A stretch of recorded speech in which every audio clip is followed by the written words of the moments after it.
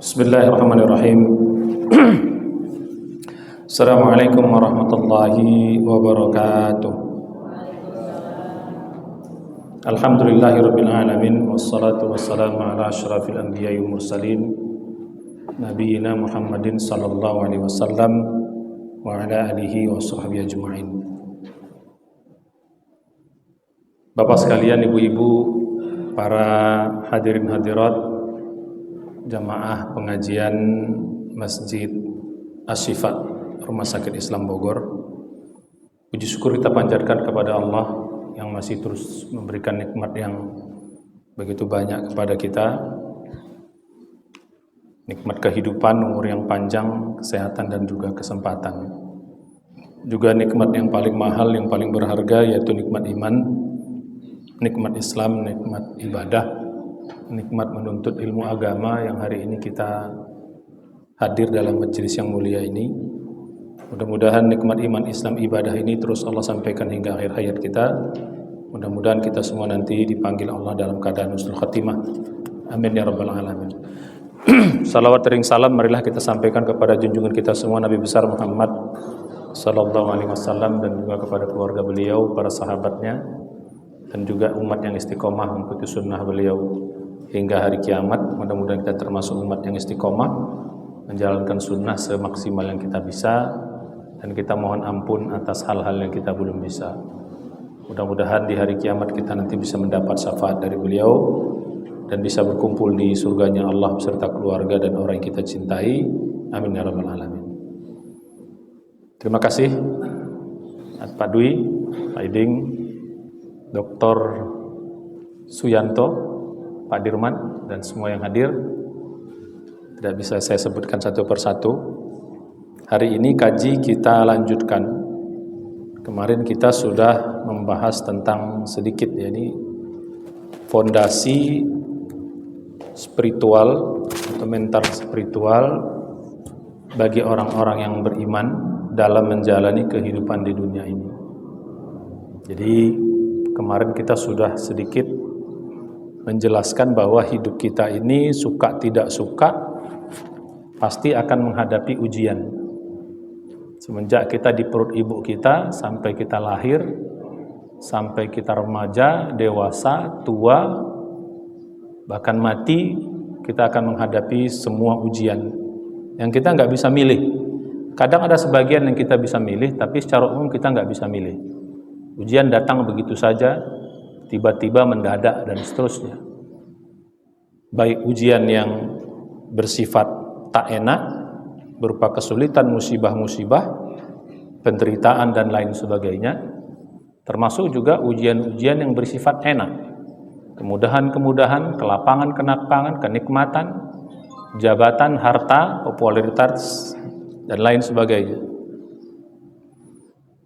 Jadi itu pasti akan kita hadapi, bahkan sampai kita nanti sakratul maut pun itu menghadapi ujian, namanya ujian sakratul maut. Sampai dikubur diuji. Kalau kita orang beriman yakin betul kita dikubur itu ada ujiannya. Makanya kita selalu berdoa di akhir sholat kita supaya dijauhkan dari fitnah-fitnah yang demikian. Allahumma inni a'udzubika min adzabil qabri wa min adzabin nar wa min fitnatil mahya wal mamat min syarri fitnatil masiihid dajjal. Itu fitnah hidup, itu arti ujian hidup. Fitnah mati ya ujian mati. Bahkan ketika kita dibangkitkan pun kita akan diuji. Sampai nanti terakhir ujian final itu yaitu melewati jembatan Sirat. Kalau masuk surga selesai ujian kita menikmati, tapi kalau masuk neraka ujian tidak akan pernah berhenti. Kecuali kalau kita diampunkan, selesai dari neraka kita dimasukkan ke dalam surga. Nah, kemarin kita sudah bahas begitu beratnya ujian itu, ya. Untuk bisa lolos sebagai orang yang berakal, tentu saja kita pengen lolos. Makanya kita selalu berdoa dalam doa kita, Rabbana atina fid dunya hasanah, fil akhirati hasanah, qina adzab. Itu doa supaya lolos ujian. Di dunia kita lolos ujian, mendapatkan kebaikan-kebaikan, kebahagiaan, keselamatan. Di akhirat pun kita juga berdoa supaya kita diberikan lolos juga ujian, supaya kita selamat, bahagia di akhirat juga. Dan akhirnya kita selamat dari ujian yang terbesar, yaitu neraka, tidak masuk neraka dan masuk dalam surga. Itu doa kita. Nah, cuman untuk bisa lolos ujian ini dengan baik harus ada modalnya, harus ada fondasinya. Orang berakal itu harus cari modal. Maka orang yang tidak punya akal itu atau kurang berakal, dia nggak mau cari modal. Dia, bahasa kitanya, ya kumaha engke wae dah gitu. Lolos syukur, enggak ya enggak apa-apa kan gitu. Banyak orang begitu. Ya udah, hidup ya hidup, mati tanam. Nah, banyak orang begitu. Akhirnya tidak mempersiapkan modal dengan baik. Akhirnya ya hidupnya babak belur. Ya. Walaupun mungkin dalam kenikmatan, tapi kenikmatan itu bukan membawakan hasanah, tapi kenikmatan juga membawa penderitaan. Mungkin hartanya banyak, uangnya banyak, terkenal, jabatan tinggi, tapi hidupnya stres. Ya, hidupnya stres, hidupnya tidak tenang. Banyak itu ceritanya begitu. Bahkan ada orang yang terkenal akhirnya mati bunuh diri. Cerita-cerita kita lihat bintang-bintang film, orang-orang terkenal, banyak yang uang banyak, terkenal apa, akhirnya mati bunuh diri. Jadi begitu. Nah, kalau kita mau lolos sebagaimana orang berakal yang kata Allah dalam ujian itu, maka kita harus berbekal. Dalam Al-Quran, apa bekal itu? Dalam Al-Quran surat 2 197 Allah mengatakan watazawwadu fa inna khairaz zadi taqwa wattaquni ya ulil albab. Berbekallah kalian, ya, berbekallah kalian kata Allah dalam kehidupan ini. Sebaik-baik bekal itu adalah takwa.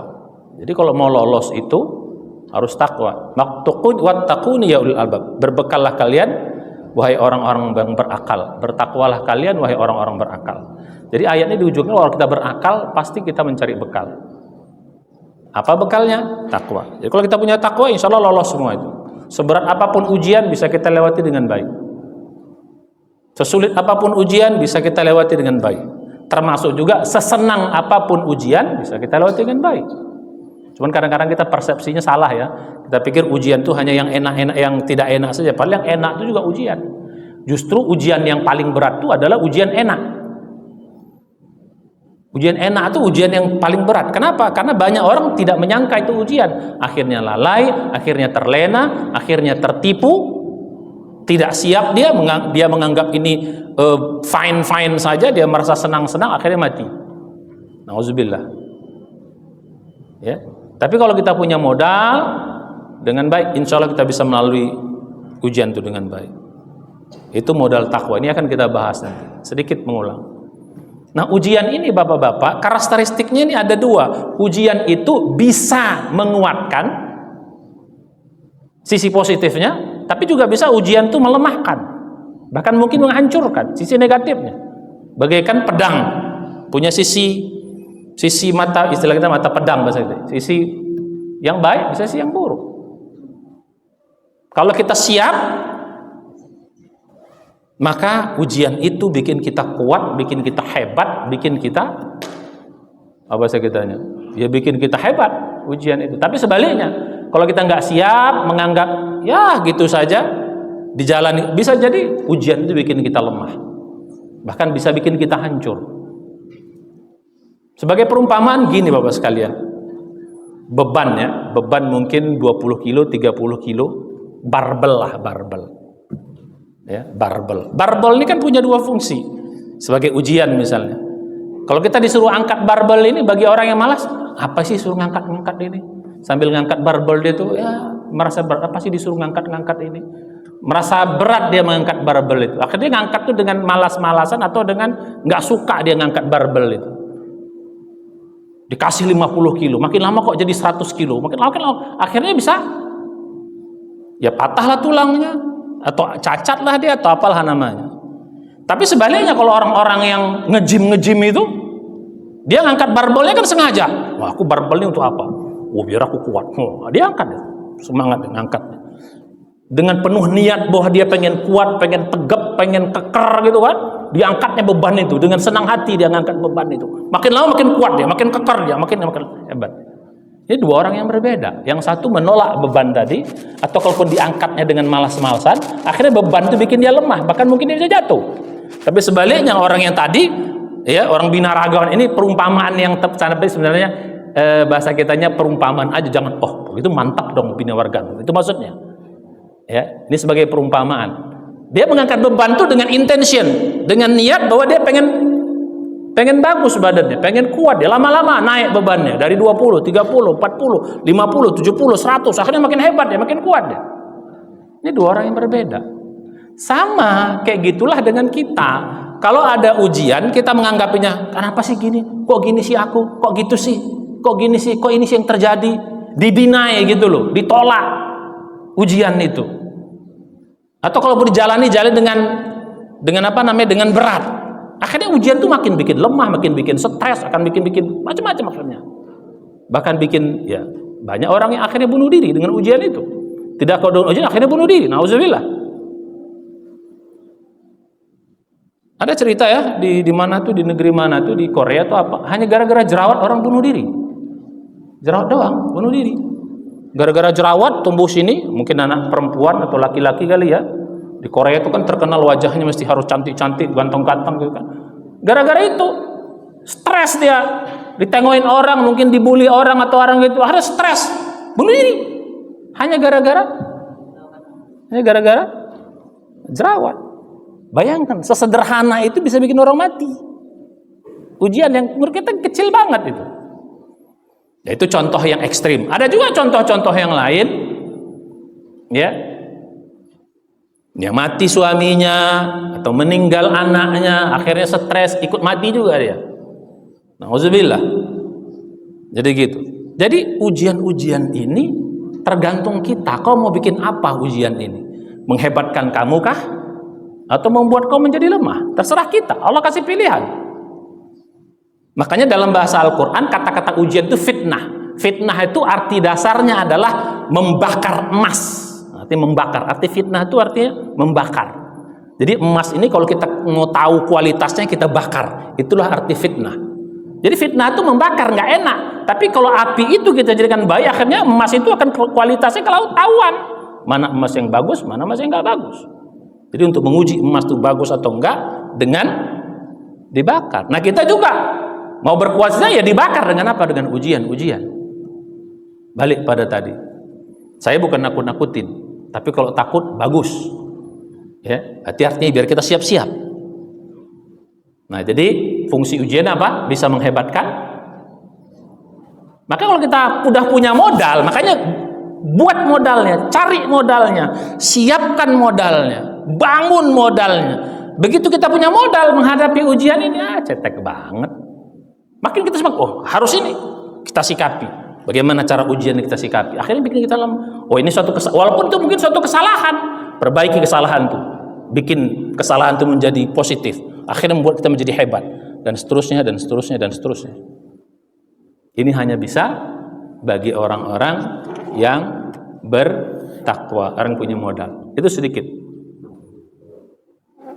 Itu sedikit sebagai tambahan. Nah, yang kedua, Bapak sekalian, ya, dalam membangun modal ini, Ustadz, apa tidak cukup kita menjadi orang beriman saja? Belum cukup. Orang beriman, insya Allah kita semua sudah beriman ya. Ya, insya Allah kita semua sudah beriman. Ya, di sini kan pasti beriman lah mudah-mudahan. Tapi beriman aja, kita sudah sholat juga, sudah mungkin puasa juga sunat, baca wajib udah pasti kita, sudah pakai jilbab perempuan-perempuannya, sudah pakai jenggot, jenggot nggak wajib ya. Sudah pakai apalah gitulah, udah rajin lah ibadah. Ya, insya Allah. Tapi itu belum cukup, karena Allah tidak menjamin gitu loh, 100%. Jaminan orang beriman beramal soleh itu tergantung kualitas imannya. Kalau imannya 50%, jaminan lolosnya ya 50%. Kalau imannya 70%, jaminannya 70%. Kalau imannya 20%, jaminannya ya 20%. Allah itu adil, Allah itu fair. Makanya tidak sedikit banyak orang beriman diuji nggak kuat gitu loh. Banyak orang beriman diuji nggak kuat. Nggak kuat dia. Walaupun mungkin dia beriman. Makanya saya bilang kemarin, ada nggak orang beriman yang hidupnya stres, sedih berlebihan, ketakutan dan sebagainya? Ada nggak orang beriman yang begitu? Hidupnya menderita. Jawabannya apa? Banyak. Jangan bilang nggak ada loh. Kalau orang beriman saja ya, banyak. Ya mungkin di sekeliling kita banyak itu. Dia rajin sholat, dia mungkin puasa, mungkin dia Pak Haji. Tapi kena ujian bawaannya uring-uringan.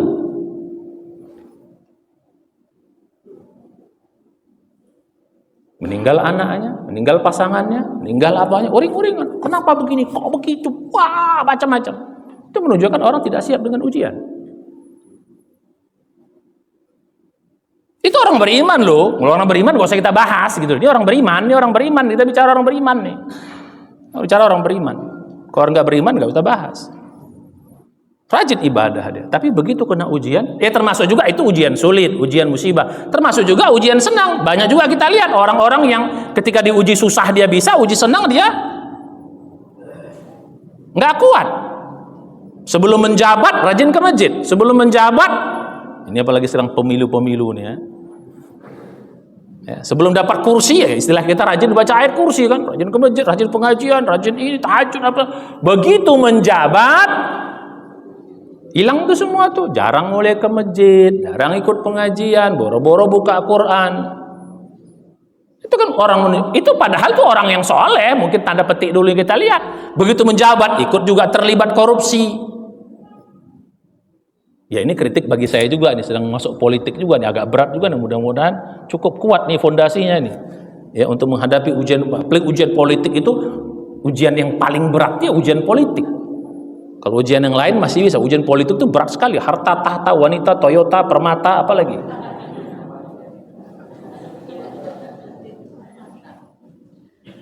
Sikut sana, sikut kiri, pijak sana, waduh macam-macam politik itu. Akhirnya menghalalkan segala cara dan seterusnya. Oh sorry ya, ini kita bukan bahasan politik ya. Balik kita pada kaji kita. Padahal sebelumnya dia orang yang soleh, tanda petik, kelihatannya rajin soleh. Tapi begitu menghadapi ujian nikmat, banyak yang gugur, sedikit yang berhasil. Nah ini padahal orang beriman.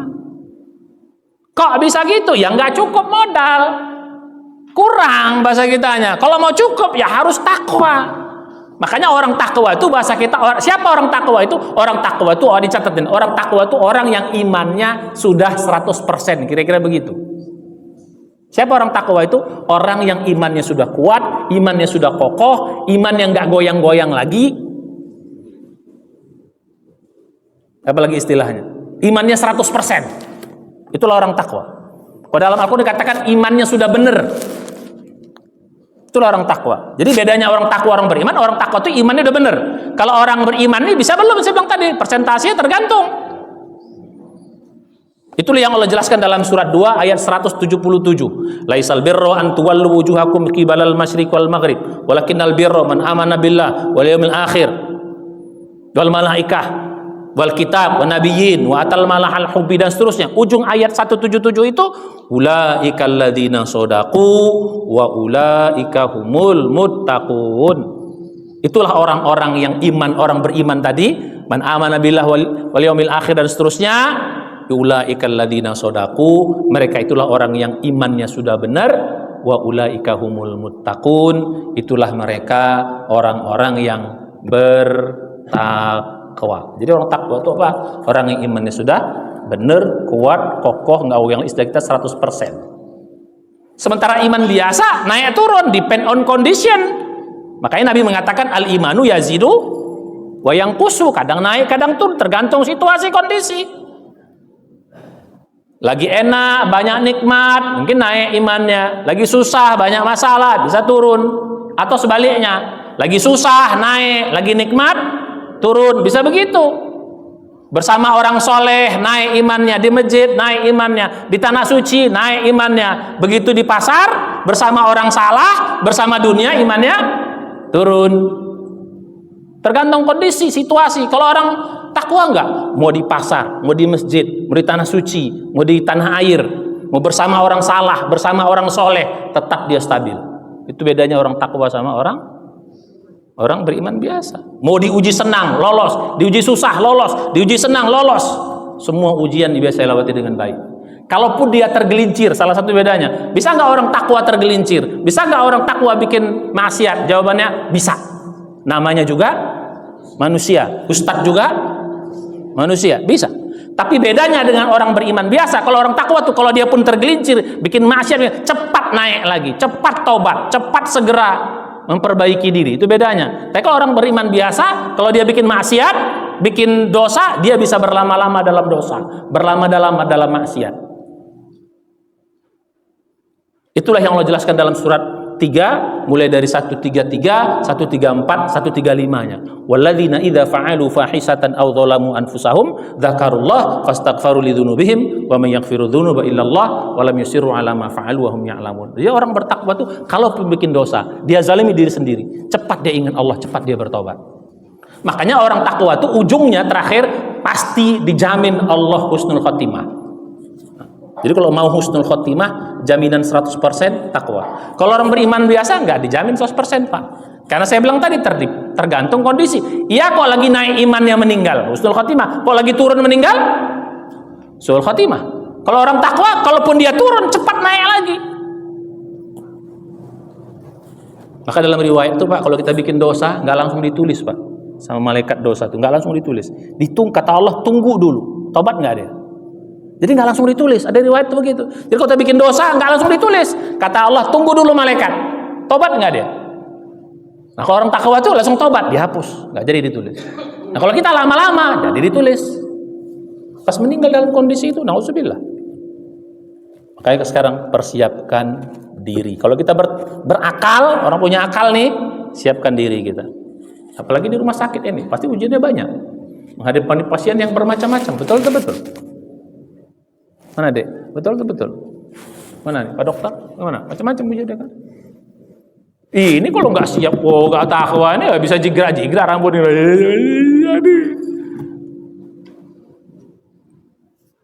Ya di mana saja sebenarnya.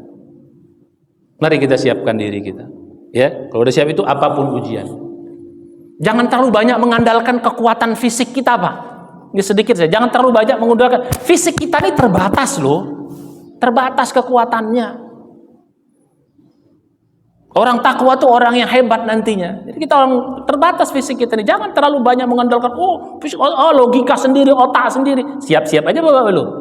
Karena otak kita terbatas, kemampuan akal kita terbatas, kemampuan fisik kita terbatas. Makanya kalau udah kita belajar takwa ini nanti, ini istilahnya apa nih? Ini namanya kerja takwa, ini istilahnya kerja langit. Istilahnya itu kerja langit, kerja takwa, kerja langit, kerja ruhani nanti istilahnya. Jadi gitu. Tapi kalau kita selama ini enggak, kerja otak sendiri, kerja badan sendiri, kerja kemampuan sendiri, pantas babak belur nanti. Siap. Karena kemampuan fisik kita terbatas loh, Pak. Oke, nanti itu kita bahas pada bab sendiri. Nanti namanya kerja takwa tuh, kerja langit, kerja ruhani. Ini nanti hebat ya. Nanti kita bahas sendiri nanti waktunya. Sekarang kita masuk. Nah, sekarang pertanyaannya, bagaimana caranya biar kita bisa mengembangkan ketakwaan ini? Sebenarnya tinggal naik level dikit aja. Insya Allah kita udah punya kok. Ini kan insya Allah beriman. Beriman gak kita semuanya? Insya Allah ya. Sudah beramal soleh belum? Udah cukup. 2 ini udah cukup modal untuk naik level. Cuman kita kadang-kadang males naikin level gitu loh. Kita udah punya modal dasar, tapi gak mau dinaikin levelnya. Naikin dikit aja levelnya. Insya Allah kita sudah beriman sebagai modal dasar awal. Insya Allah kita sudah beramal soleh. Tapi imannya belum cukup, amal solehnya belum maksimal. Maka tinggal kita naikin dikit level, sedikit aja naikin. Nah ini hari ini pelajaran kita bagaimana naik level itu, biar supaya nanti apapun ujian yang menerpa, insya Allah kita bisa lewati dengan baik. Bahkan ujian itu bikin kita semakin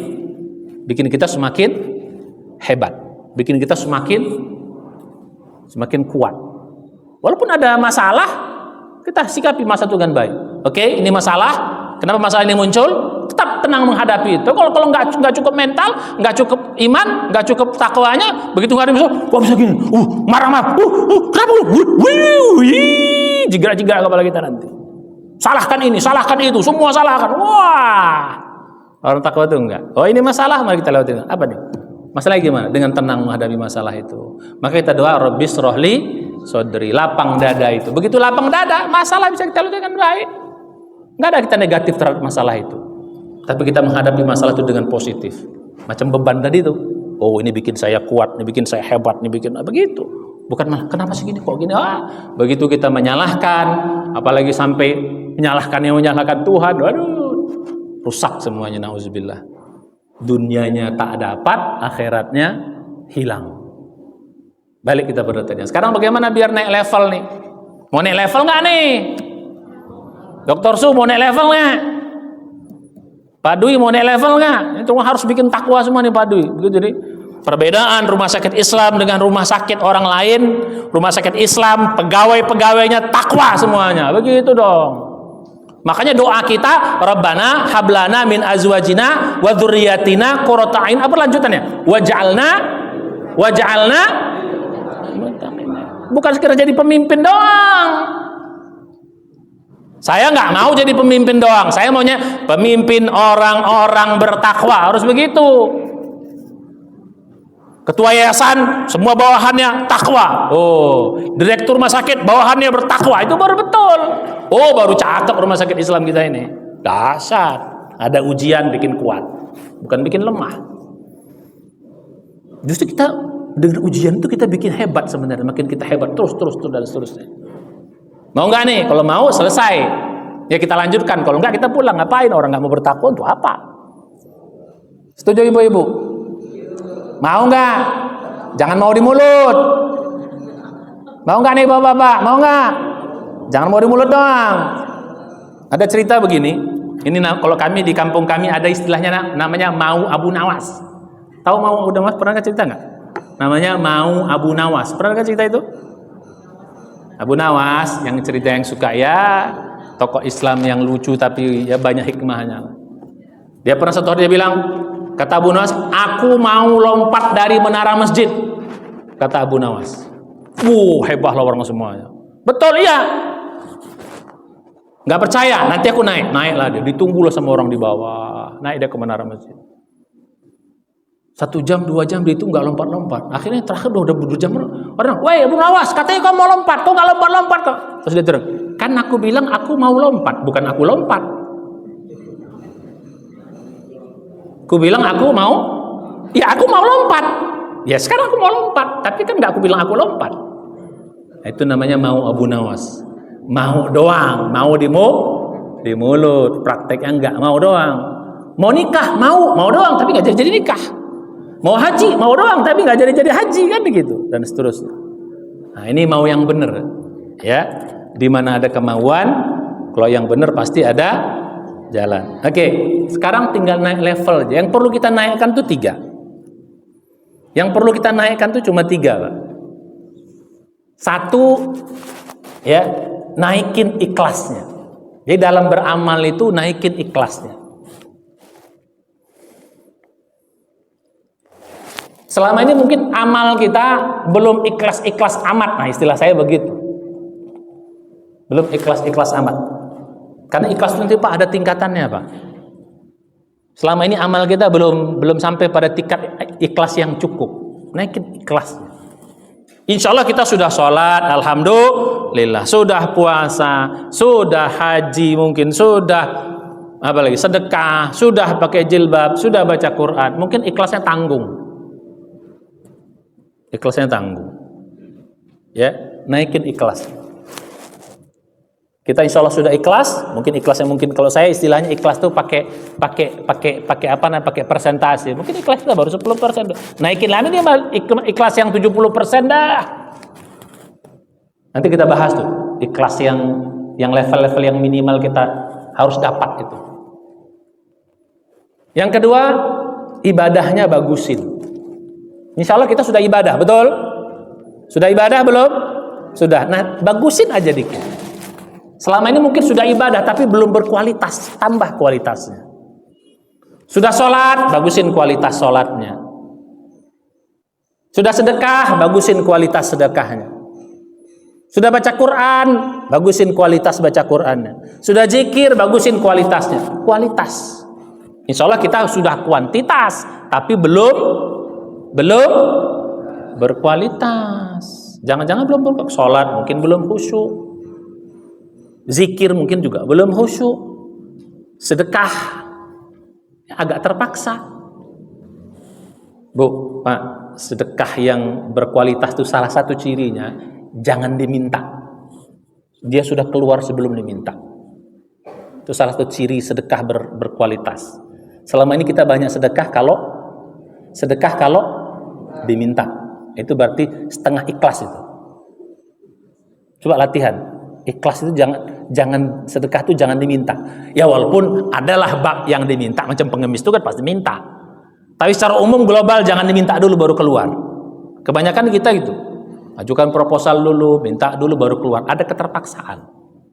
Salah satu inti nanti sedekah berkualitas itu dia kita keluarkan sebelum diminta orang. Tiap bulan kira-kira siapa yang perlu ku bantu? Contrek, teng. Selesai ada rezeki transfer. Gitu. Kayak gitu salah satunya. Ya, jadi jangan-jangan baca Qur'annya belum berkualitas. Baca Qur'an cuma baru jumlah satu hari berapa juz. Alhamdulillah sudah selesai. Kalau konsep daripada alhamdulillah tapi nggak cukup. Naikin kualitasnya. Begitu seterusnya. Jadi yang kedua apa? Iya. Nah, yang ketiga tambah yakinnya. Tambah yakin. Yakin kita. Selama ini kita belum yakin banget sama Allah. Baru percaya gitu. Tambah yakin. Nah, kalau ini tiga ini kita jaga, ikhlas kita tambah, ibadah kita bikin bagus, berkualitas. Nah, yang ketiga yakin kita tambah. Tiga ini aja minimal ini insya Allah udah naik kita pada level itu. Nanti namanya takwa minimal. Alhamdulillah kita naik pada takwa minimal. Dalam surat ke-64 itu At-Taghabun itu ayat 15 ayat 16 mengatakan fattaqullaha mastata'tum. Bertakwalah kamu semaksimal kuasa. Itu takwa minimal. Takwa yang paling hebat tuh haqqa tuqatih. Ya ayyuhalladzina amanu ittaqullaha haqqa. Itu haqqa tuqatih itu takwa yang paling tinggi. Kita mungkin belum. Minimal takwa minimal aja dulu. Apa tadi?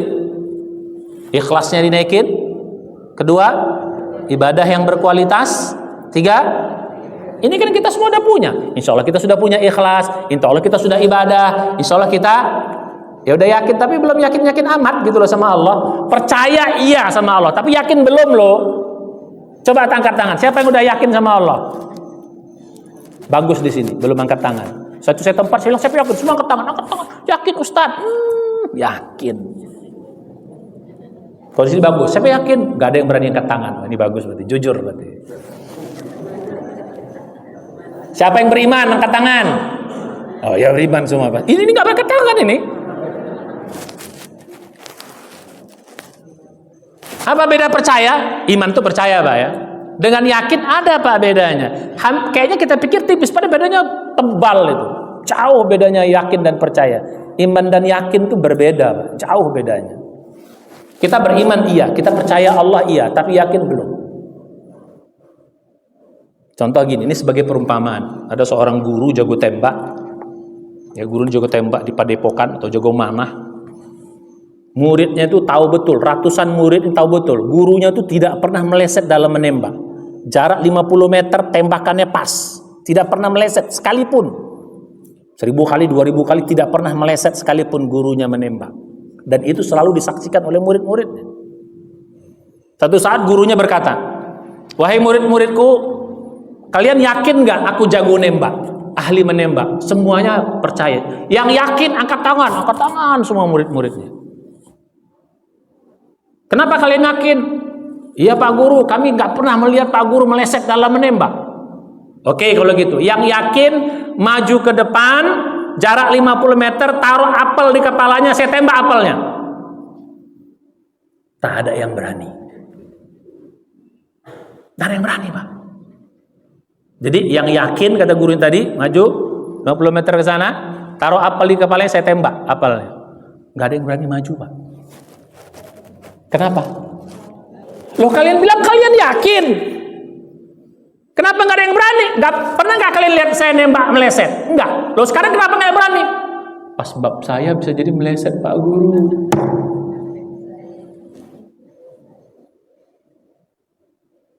Katanya ya berarti kalian belum yakin, tapi kalian baru percaya. Belum yakin. Kalau kalian yakin pasti mau. Nah begitulah selama ini kita kepada Allah. Percaya, iman, iya, tapi yakin belum. Masih ada ragu. Apa iya ya? Kalau begini nanti gimana? Kalau begini gimana? Banyak kalau aja. Kalau aku sedekah, Ntar kalau aku lagi perlu gimana? Sedekah.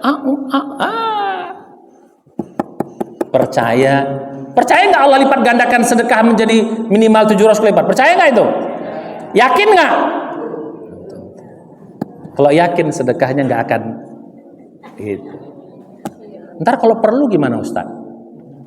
Saya mau tanya, ini dalam bahasa umum dulu, jadi jangan dibawa ke hati. Kalau kita punya uang lebih, ini uang lebih ya, uang lebih yang nggak kita pakai, semua kebutuhan udah terpenuhi, uang lebih, pengen mana disimpan? Disedekahkan atau disimpan ke bank? Pilih mana?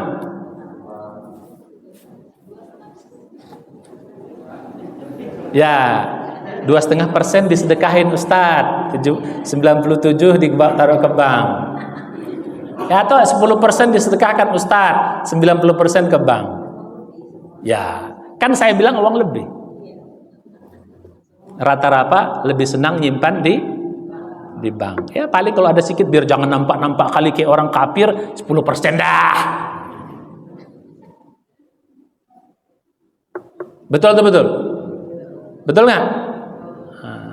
Sering kan, kenapa nggak mau nyimpan sama Allah? Kenapa nggak mau sedekah? Apa jawabannya? Kalau nyimpan di bank, kapan perlu bisa diambil. Satu. Kalau nyimpan di bank aman, betul? Yang ketiga ada apa namanya? Kalau deposito itu ada apa namanya? Ada bagi hasil lah, jangan bilang bunga. Berapa bagi hasilnya? 6% setahun atau 5% setahun. Kan itu rata-rata alasannya. Berarti kalau gini alasannya, berarti kalau nabung sama Allah, satu, nggak aman. Kan lawannya aman tadi. Dua, kalau kapan perlu susah datangnya, nggak bisa diambil, betul. Yang ketiga, habis, nggak ada bunganya, uangnya habis, gitu. Kan itu persepsi kita. Kalau begini persepsi kita, berarti Allah lebih buruk daripada bank. Nauzubillah. Ini pengen jangan di ini ya, jangan dibawa ke hati. Ini perumpamaan. Nah banyak begitu. Padahal Allah lebih daripada itu. Nah, ini saya bilang tadi belum yakin. Percaya iya, tapi yakin belum. Mana lebih aman? Nabung sama Allah? Nggak mungkin. Bank Allah itu tutup. Mungkin nggak bank Allah tutup? Bank manusia bisa ras, bisa bangkrut. Banyak bank-bank yang bangkrut. Bahkan ada bank Islam yang bangkrut. Bank Allah nggak pernah bangkrut. Yang kedua, kapan perlu bisa diambil. Sebenarnya kalau di bank itu kita minta dulu. Kalau sama Allah sebenarnya nggak harus, bisa datang langsung ke rumah kita. Dengan bagaimana cara Allah? Min haitsu la yahtasib. Cuman nggak yakin. Yang ketiga, di sini cuma 5% Pak setahun. Bank Allah 700. 700 itu berapa persen tuh? 70.000%. Mana ada bank kayak gitu. Cuman yang ini kurang yakin, yang ini yakin kan gitu. Bisa dipahami? Oke. Nah, kita berarti yakin atau percaya kita sama Allah? Yakin percaya sama Allah? Yakin. Udah dibilang perbedaannya masih yakin juga lagi. Percaya. Naikin levelnya. Sebenarnya kalau ikhlasnya udah ditambah, ibadahnya udah berkualitas, pelan-pelan yakinnya tuh nambah tuh Pak. Pelan-pelan nanti lihat. Yang dua ini dulu kita kerjakan, insya Allah yang ketiga ini dapat. Pelan-pelan. Maka tiga-tiga mesti kita perbaiki, insya Allah. Nomor 3 ini mesti yang ketiga. Ya, ikhlasnya ditambah, terus ibadahnya, kualitasnya. Yang ketiga, yakinnya kita. Insya Allah. Kalau ini, maka derajat kita naik di level orang bertakwa. Nah, pertanyaannya how, bagaimana? Berapa menit lagi ya?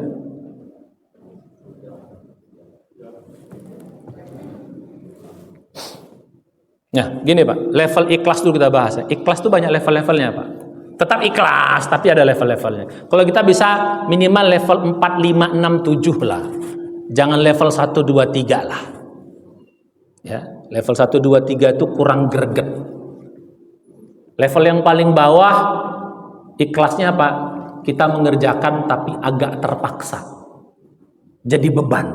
Ikhlas juga. Kenapa kok sholat? Wajib sih. Kenapa puasa? Wajib sih. Kenapa pakai jilbab? Wajib sih. Gak apa-apa. Tapi itu cetek banget. jadi beban. Tetap dikerjakan tapi ada beban. Makanya sholatnya kebanyakan orang apa? Malas-malasan. Jalan sholat aja, mau kemana? Sholat dulu. Jalan. Allahu Akbar. Ada semangat. Pakai jilbab terasa berat karena wajib. Sedekah, zakat wajib, terasa beban itu berat.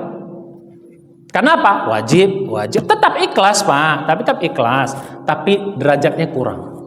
Sayang. Ya kan wajibnya dia kepada Allah juga, bukan kepada, kalau terpaksanya kepada manusia itu tidak ikhlas. Ini terpaksa tapi jadi beban. Mulai sekarang jangan begitu, sayang. Ya, naikin. Itu level, itu ikhlas level paling bawah. Itu namanya ikhlas budak. Tahu budak? Ya, terpaksa. Budak tuh gitu, terpaksa. Satu, jangan. Kalau bisa naik level 2. Ya. Kenapa apa namanya? Kenapa ibadah pengen pahala? Nggak apa-apa, lu nggak ada masalah. Pahala dari Allah nggak ada masalah. Ini namanya ikhlas pegawai. Ikhlas pegawai. Kalau nggak dikasih gaji, nggak semangat. Ini namanya ikhlas pegawai. Nggak apa-apa, Pak. Itu sah saja. Ya Allah, saya ibadah ini supaya dapat pahala dari Engkau. Ya nggak apa-apa, sah saja. Kan yang dia berharap pahala dari siapa? Kan dari Allah. Gitu loh. Nggak ada masalah. Tapi sayang, ini namanya ikhlas level pegawai. Yang di atasnya lagi pun nggak apa-apa, lebih bagus. Ikhlasnya apa? Pengen masuk surga, takut neraka. Nggak apa-apa juga. Ya, jadi gitu. Tetap ikhlas itu, Bu. Tetap ada nilainya di hadapan Allah. Cuman belum cukup kuat. Yang 3 ini belum cukup kuat. Karena apa? Tadi, kalau cuman cari pahala, Bapak tahu nggak pahalanya berapa? Kan kadang-kadang nggak jelas pahala itu. Gaib dia. Akhirnya menjadi bikin lemas. Coba kalau pahala itu nampak, kecuali kalau bapak-bapak cari pahala, bapak bisa visualisasi, ibu-ibu bisa visualisasi pahala itu cakep itu hebat. Tapi rata-rata kita gaib karena pahala itu apa sih? Nanti dapatnya 2 di akhirat, jadi lemes. Macam tadi contohnya, sedekah dikasih 700 kali lipat. Karena gaib kan tetap malas kan sedekahnya kan. Coba kalau bisa visualisasi 700 dapat pasti masih begitu. Cuman karena nggak bisa visualisasi, jadi akan lemas. Nah, yang ketiga apa tadi? Pengen surga, takut. Lagi-lagi sama, surganya gaib juga, nerakanya nggak jelas. Kadang-kadang kita gitu kan sama anak kita. Nah, sholat nak ya. Kenapa harus sholat? Biar jangan masuk neraka. Kenapa sholat? Biar masuk surga. Anak kita nanya, "Mah, neraka tuh apa sih? Surga tuh apa sih?" Gak bisa jawab gitu. Apalagi dia nanya, "Mama udah pernah masuk surga? Mama udah pernah lihat neraka?" Tambah tak bisa lagi kita jawabnya. Jadi gitu. Ini bagus, tapi karena terlalu gaib dan kita nggak bisa visualisasi, jadi ibadahnya makin lemes. Nah, kalau bisa yang keempat. Apa? Ini ikhlas yang bagus nih. Ikhlas karena kita butuh Allah. Naikkan di sini. Ibadah kita karena kita butuh Allah. Kenapa kamu sholat? Karena saya butuh Allah. Butuh apanya? Butuh pertolongannya, butuh hidayahnya, butuh rahmatnya, butuh ridhonya, butuh perlindungannya. Jadi kita ibadah karena kita butuh Allah. Itu lain. Orang butuh tuh beda. Kalau kita kerja butuh terhadap kerja dunia, kita kerja butuh kerja, kerjanya semangat nggak? Semangat nggak? Semangat. Karena kita butuh kerja. Nah, jadi gitu. Sama kalau kita butuh Allah, semangat. Jadi sekarang ya Allah, saya sholatnya karena aku butuh Engkau. Butuh apanya? Butuh perlindungannya. Ini butuh semua. Ini naikin levelnya, Pak. Nanti kita bahas ke depan. Di atasnya lagi ibadah karena bersyukur. Di atasnya lagi ibadah karena cinta. Nah, kita minimal ini dulu, apa namanya? Yang butuh aja dulu. Nah, ini kita naikin levelnya. Nah, bagaimana nanti detailnya itu kita bahas pada waktu yang akan datang. Jadi minimal ibadah karena di atasnya lagi ibadah. Kenapa kau bersalat? Karena bersyukur. Lebih cakep lagi tuh. Kenapa kau sedekah? Karena bersyukur. Kenapa puasa? Karena bersyukur. Kenapa baca Quran? Karena bersyukur. Wah, gitu. Kenapa membantu orang? Karena bersyukur. Lain. Dalam Al-Quran dikatakan, i'malu ala Dawud syukra wa qalilun min ibadiyas syakur. Beribadahlah kalian, beramallah kalian wahai Daud karena bersyukur. Tunggu sedikit orang-orang yang bersyukur. Yang paling tinggi itu ibadah karena cinta. Itu kita belum nyampe lah. Jadi minimal apa? Butuh dan bersyukur. Itu dulu nanti kita bangun. Pasti ibadahnya beda. Nah, kalau ibadahnya sudah begitu, pasti yang kedua, pasti ibadahnya lebih baik. Orang yang ibadah butuh, pasti ibadahnya akan bagus. Wah, kan butuh Allah. Karena aku butuh Allah, pengen bahkan ibadahku harus bagus dong. Sama orang butuh kerja, pasti kerjanya bagus. Kalau dia bilang butuh kerja, kerjanya nggak bagus, pasti dia nggak butuh itu. Karena kalau dia asal-asalan akan dipecat. Jadi kalau ada selama ini kita ibadahnya asal-asalan, kurang bagus, berarti kurang butuh sama Allah. Nah, naikin level Pak. Nanti bagaimana detailing sholat. Nah, yang kedua, kalau sudah butuh terus ibadahnya sudah butuh, lama-lama berkualitas, makin bagus, sholatnya makin bagus, lama-lama akan muncul nanti rasa yakin. Lihat nanti Pak, akan muncul miracle, doa-doa kita mulai dikabul. Makin banyak doa dikabul. Kenapa doa dikabul? Karena udah ikhlas kita bagus, maka doa akan banyak dikabul. Makin banyak dikabul, maka makin yakin kita kepada Allah. Begitu sedekah, ada aja jalan rezeki. Begitu sedekah, banyak aja kemudahan. Oh, lama-lama kita memperbagus. Lama-lama tambah yakin janji Allah. Akhirnya yakinnya menjadi mantap. Nah, bagaimana detailnya nanti insya Allah kita bahas pada waktu yang akan datang. Jadi kalau sudah ikhlasnya bagus, ibadahnya berkualitas, yakinnya cukup kuat, ini lihat nanti dalam kehidupan. Setiap ujian pasti bisa kita lewati dengan baik. Insya Allah. Maka di minggu depan, bulan depan kita akan bahas. Nah, bagaimana praktek ikhlas tadi dalam kehidupan? Bagaimana praktek ikhlas dalam kehidupan? Bagaimana praktek ibadah yang bagus itu harus dibawa dalam kehidupan. Mulai sekarang ikhlasnya jangan ibadah saja. Kerja harus ikhlas, rumah tangga harus ikhlas. Ada gitu. Tadi kalau ibadah berkualitas, mulai sekarang kerja pun harus berkualitas. Lihat nanti. Dalam ibadah harus yakin, dalam hidup juga harus yakin. Nah, jadi minggu depan atau bulan depan kita akan bahas bagaimana yang 3 ini kita praktekkan dalam kehidupan. Insya Allah nanti lihat akan banyak kita dapat miracle dalam kehidupan kita. Saya kira demikian. Wallahu a'lam bishawab. Pertanyaan? Kasih mic-nya sampai 15 menit ya.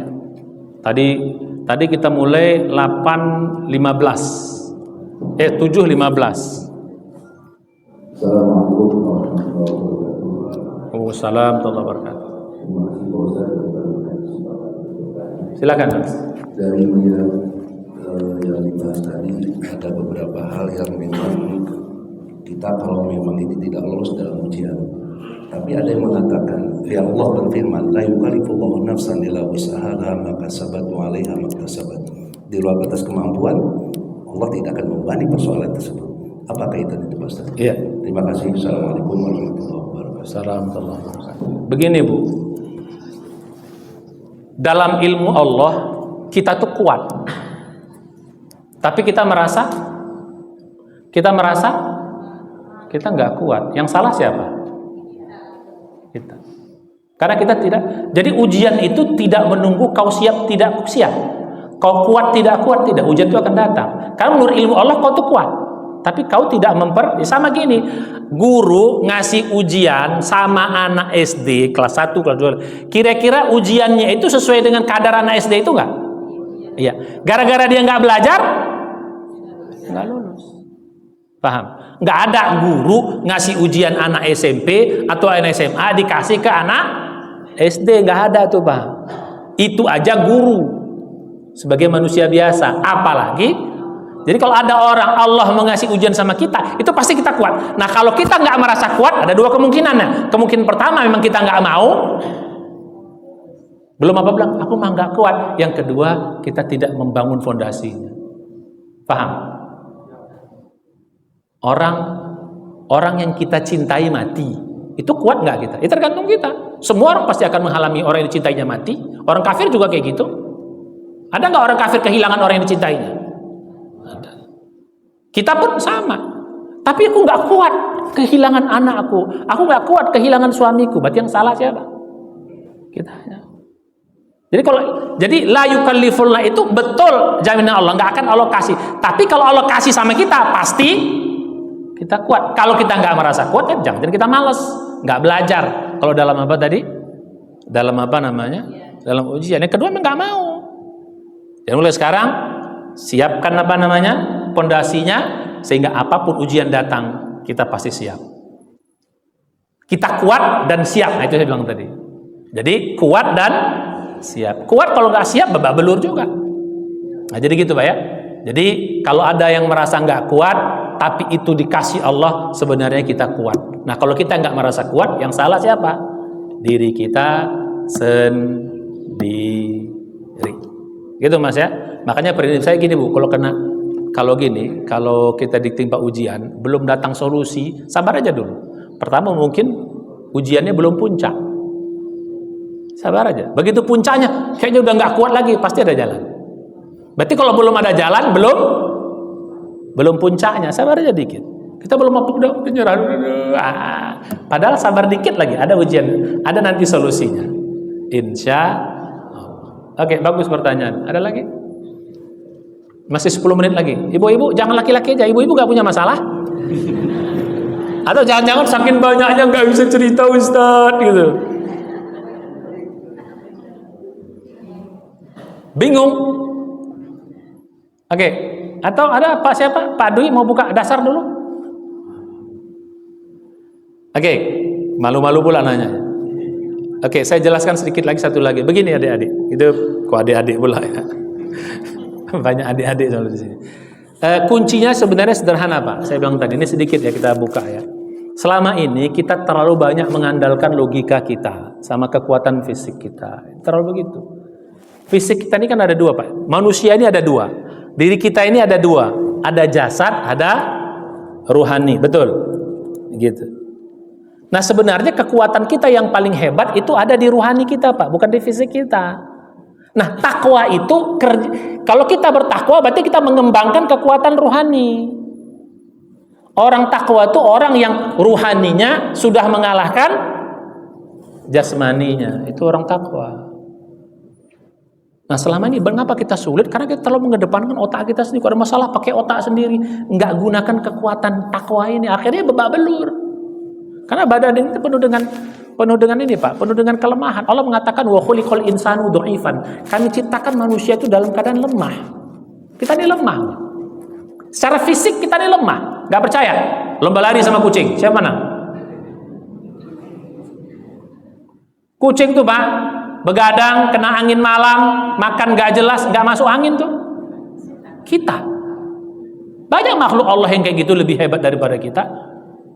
Ada yang baru lahir langsung bisa terbang, baru lahir bisa lari, apalagi ikan baru lahir bisa berenang, bisa nyelam, gak kedinginan. Kita baru lahir gak bisa ngapa-ngapain. Umur setahun baru bisa jalan, umur 2 tahun baru bisa mandiri. Binatang ada yang langsung, ada yang sekian bulan gak makan gak apa-apa. Kita itu menunjukkan betapa lemahnya fisik kita, gitu loh. Jadi jangan terlalu diforsir badan ini, akhirnya ya bisa meledak. Banyak orang masih muda sudah stroke, itu karena overburden, terlalu berlebihan beban, akhirnya nggak kuat, ya mabok. Mari kita nanti pada tingkat tertentu kita namanya apa? Meningkatkan kerja langit, meningkatkan kerja takwa tadi. Ke depan insya Allah pada waktu ini nanti. Saya kira demikian, mudah-mudahan bermanfaat. Nanti kita lanjutkan minggu depan bagaimana memakai tadi apa? Keikhlasan dalam kehidupan, ya, ibadah yang berkualitas dalam kehidupan, dan keyakinan dalam kehidupan. Kalau bisa begini, insya Allah kita bisa menjalani hidupnya dengan baik, bisa menjalani ujian-ujian dengan baik dan lolos. Demikian wallahu a'lam bishawab. Mari kita dengan baca hamdalah, hamdalah amin, dan doa penutup majelis. Subhanallah, sallallahu ila anta, astaghfiruka wa atubu ilaik. Assalamualaikum warahmatullahi wabarakatuh. Ini dikumpul lagi ya. Nah, minggu depan kalau udah selesai baru bawa pulang. Bukan minggu depan.